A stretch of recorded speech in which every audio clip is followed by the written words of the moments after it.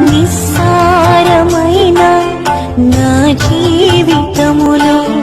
నిట్టూర్పులే నన్ను దినమెల్ల వేధించగా, నశించిపోతున్నా నన్ను వెతికి వచ్చి నన్నాకర్షించిన